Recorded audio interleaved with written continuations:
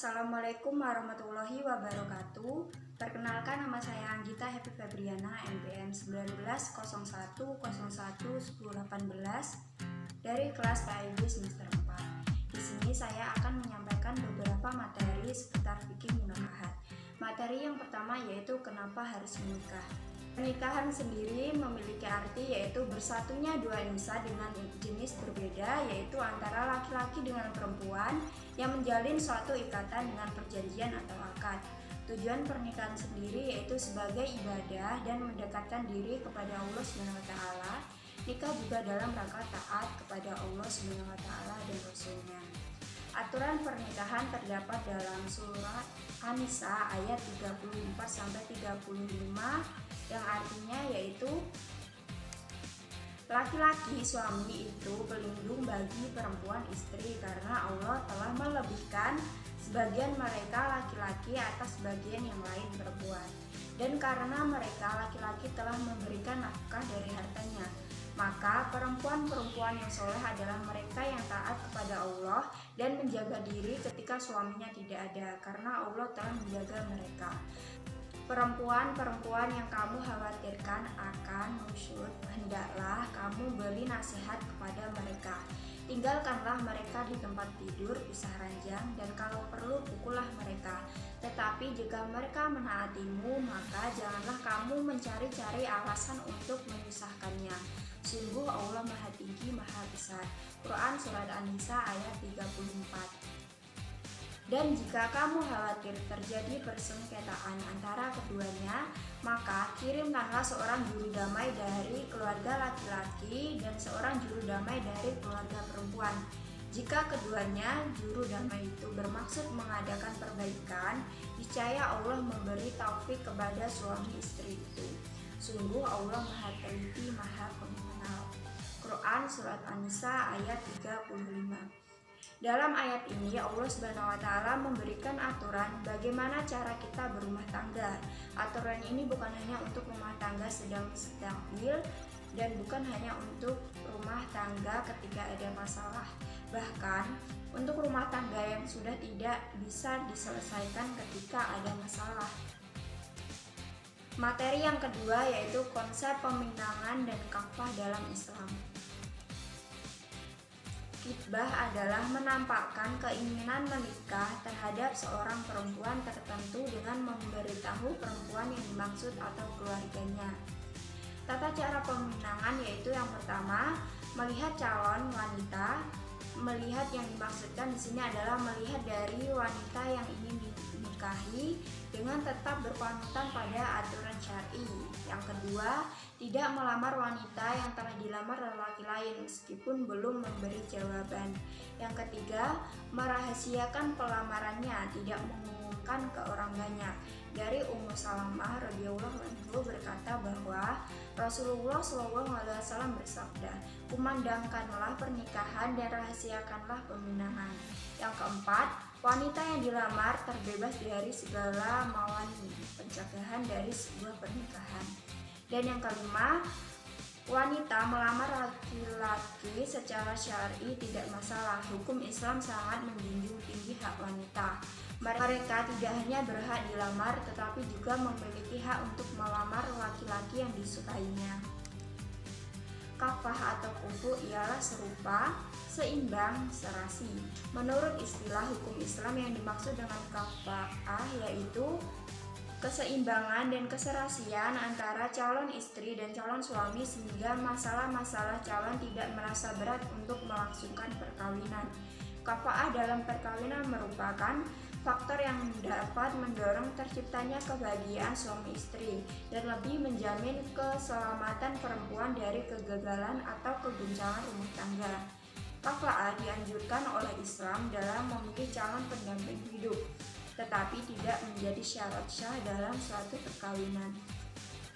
Hukum Islam dalam permasalahan kafa'ah terdapat perbedaan pendapat di kalangan ulama. Namun, semua tetap mendasarkan pada faktor agama yang diharuskan pada kesepadanan dalam perkawinan selain faktor yang lain, nasab, kemerdekaan, pekerjaan, dan kekayaan. Materi yang ketiga yaitu syarat dan rukun pernikahan.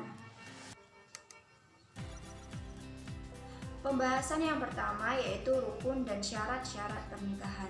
Pernikahan memiliki beberapa rukun yang harus dipenuhi, yaitu ada 5 rukun. Yang pertama suami, yang kedua istri, yang ketiga wali, keempat 2 orang saksi, dan yang kelima syihad yang terdiri dari ijab dan qabul. Masing-masing dari 5 rukun ini memiliki beberapa syarat yang harus dipenuhi. Syarat calon suami pertama adalah suami atau calon suami setidaknya harus memenuhi 6 syarat. Yang pertama, tidak dalam keadaan ihram. Kedua, kehendak sendiri dan tidak ada paksaan. Yang ketiga, jelas orangnya. Keempat, calon suami mengetahui nama calon istri berikut nama bapaknya.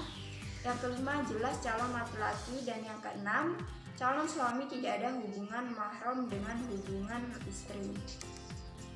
Syarat calon istri ada 4. Yang pertama, tidak dalam keadaan ihram. Yang kedua, ditentukan secara jelas sosoknya. Yang ketiga, tidak sedang menjadi istri orang lain atau dalam keadaan iddah dari calon suami. Yang keempat, jelas keperempuannya. Syarat dari wali nikah ada 8. Yang pertama, kehendak sendiri. Yang kedua, merdeka. Yang ketiga, laki-laki. Yang keempat, taklif. Kelima, tidak fasik. Dan keenam, tidak memiliki celah dalam nalar atau penyakit pikun. Kedelapan, harus beragama Islam.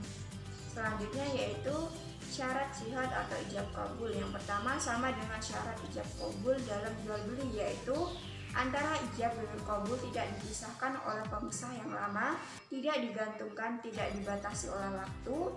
Yang kedua, menggunakan kata-kata yang tegas.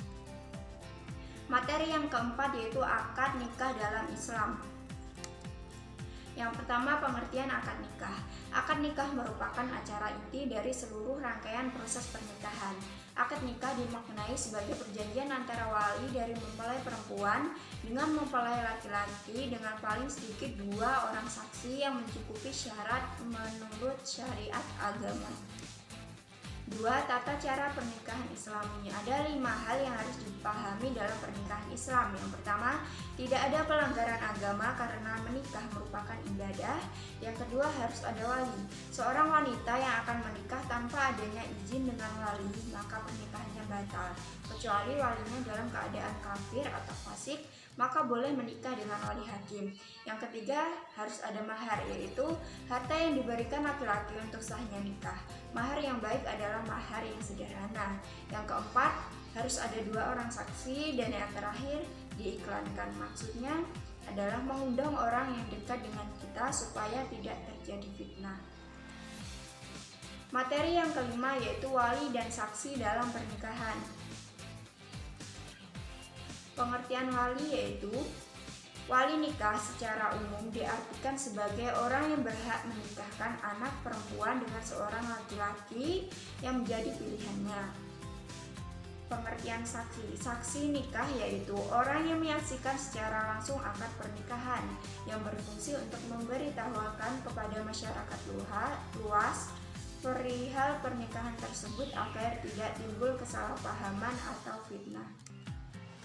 Syarat-syarat untuk menjadi wali nikah yaitu yang pertama balik, yang kedua laki-laki, yang ketiga merdeka, dan yang keempat sama agamanya. Misalnya, jika yang menikah beragama Islam, maka walinya beragama Islam.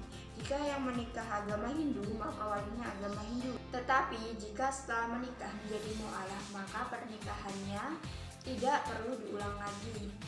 Yang kelima, bisa melihat dan menilai, mengetahui calon suami baik atau buruk. Yang keenam, bukan orang fasik, bukan pendusta, serta bisa diterima kesaksiannya. Sebuah pernikahan tidak dianggap sah kecuali dengan hadirnya yang pertama wali dari pihak perempuan atau wakilnya, yang kedua 2 orang saksi yang adil, muslim, merdeka, mukallaf, dan laki-laki. Materi yang keenam yaitu kedudukan dan jenis mahar dalam pernikahan. Kedudukan mahar sangat penting dalam perkawinan karena merupakan pemberian wajib dari mempelai laki-laki kepada mempelai perempuan yang diucapkan saat akad nikah berlangsung ataupun yang tidak diucapkan. Islam tidak membatasi nilai mahar. Semakin kecil mahar yang dipinta, maka semakin baik pula mahar tersebut. Mahar dapat berupa barang atau jasa, tetapi biasanya mahar berbentuk barang seperti emas dan seperangkat alat sholat. Mahar pernikahan bisa dibayar tunai dan bisa juga dibayar secara bertahap.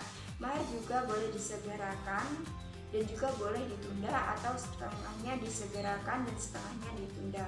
Karena mahar termasuk bayar dalam akad nikah, apabila menikah dengan mahar tertunda dan jangkauannya lebih lama, maka bisa ditulis bahwa mahar tersebut ialah mahar tertunda. Bentuk mahar dan pelunasannya adalah kesepakatan mempelai laki-laki kepada istri atau wali wanita. Materi yang terakhir yaitu poligami. Poligami merupakan perkawinan seorang suami dengan lebih dari seorang istri. Dalam perspektif hukum Islam, poligami dibatasi sampai maksimal 4 orang istri. Poligami itu adalah sunnah. Di dalam poligami itu harus ada tujuan yang jelas. Poligami merupakan sunnah yang dilakukan oleh Rasulullah SAW, tetapi belum tentu bagi kita sunnah. Karena poligami yang dilakukan oleh Rasulullah bukan karena hawa nafsu, tetapi melainkan karena dipilihkan langsung dari Allah SWT. Imam Nabawi pernah berkata, nikah dengan wanita itu hukumnya bisa haram, wajib, sunnah, mubah maupun makruh, tergantung dengan tujuan masing-masing.